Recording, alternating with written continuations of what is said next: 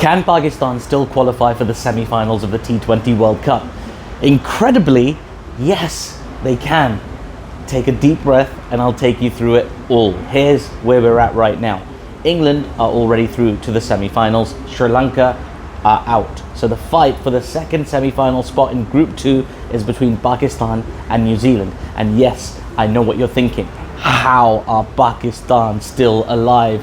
The answer is cricket is a beautiful, chaotic sport that refuses to give us closure and sells lots and lots of calculators. Now, New Zealand are favourites. They've just beaten Sri Lanka by 61 runs, which is not a win. Again, that's a statement of intent.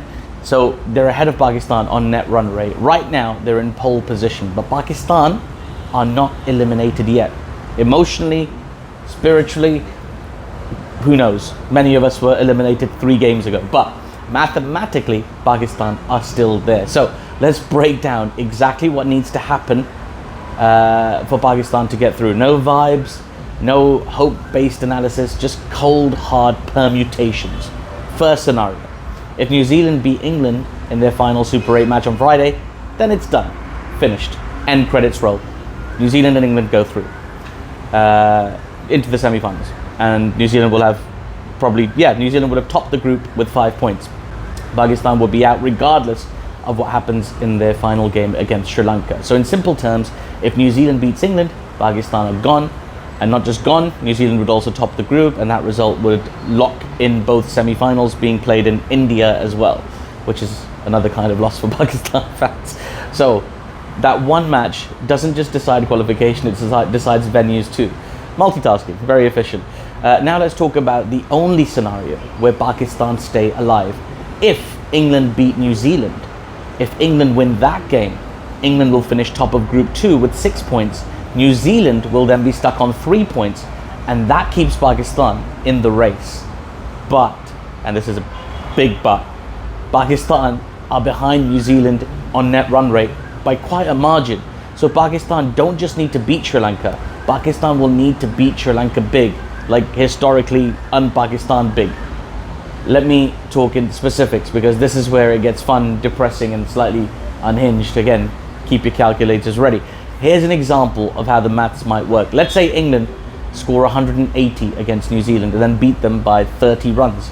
In that scenario, Pakistan would need to beat Sri Lanka by around 40 runs, assuming Sri Lanka also score around 180. So the combined margins of those two matches need to add up to roughly 70 runs in Pakistan's favour. So England win by 30, Pakistan win by 40, 30 plus 40 equals 70. It's kind of maths that Pakistan fans are required to do right now. Pretty straightforward, even though I don't think we signed up for this. We just wanted vibes and wickets. But anyway, let's give you another scenario. Alternatively, let's say New Zealand bat first, score 150, and England chase that down in 17 overs. That means New Zealand have taken a net run rate hit. In that scenario, Pakistan would need to chase down the same target of 150 against Sri Lanka in around 14.4 overs to go past New Zealand on net run rate. Okay, so you see the difference. It's a little bit different if the teams are chasing or setting the target, but Pakistan will need to play quick regardless. The only scenario that sort of works massively in Pakistan's favour is if England beat New Zealand by 70 runs and then Pakistan just concentrate on winning that match. That's all they need to do. So just to make that very clear, Pakistan's qualification depends on 2 things happening. England have to beat New Zealand, and then Pakistan have to not just beat Sri Lanka, but absolutely batter them in terms of net run rate, unless England already get a big win against New Zealand.